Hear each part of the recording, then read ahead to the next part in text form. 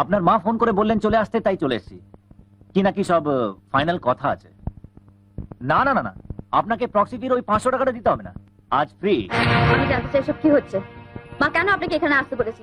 আপনার সঙ্গে মায়ের কিসের এত ফাইনাল কথা? বাবা, সেদিন তো বেশ গালাগাল দিয়ে তুমি করে বলা হয়েছিল, আজ আবার সম্মান দিয়ে আপনি করে বলা হচ্ছে যে? হ্যাঁ, 1000 বার বলবো, তুমি আমাকে ছেড়ে দিয়েছিলে। তুমি আমাকে অপমান করে তুমি করে বলনি।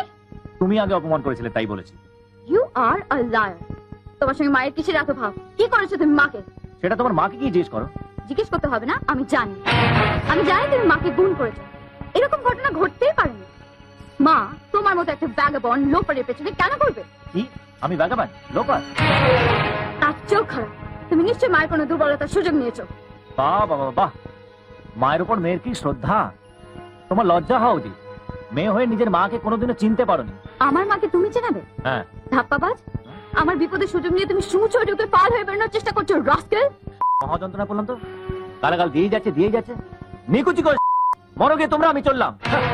আমি নিজের থেকে ঢপাতি করতে আসিনি, তোমার জন্য ঢপ মারতে হয়েছে। আর কোনোদিন ওই বাড়িতে ঢুকবো না, এই শেষ। কিন্তু মনে রেখো, কাল বাড়ির চল খেতে আমি আসিনি। আমি ধাপ্পাবাজ নই, জীবনে কোনোদিন কারোর বিপদের সুযোগ নিনি, আর তোমারটাও নিতে চাই না।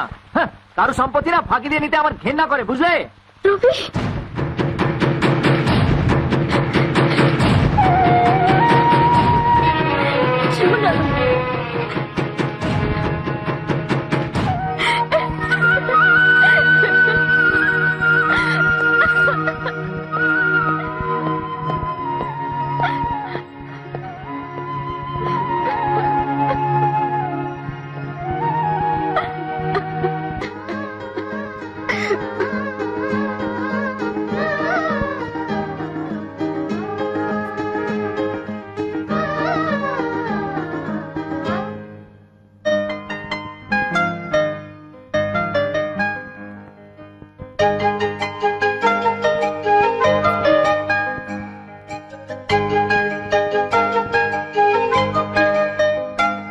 এই তো এসেছি তোমারই কাছেতে, পারিনি আমি আর পিছুড়াক এড়াতে।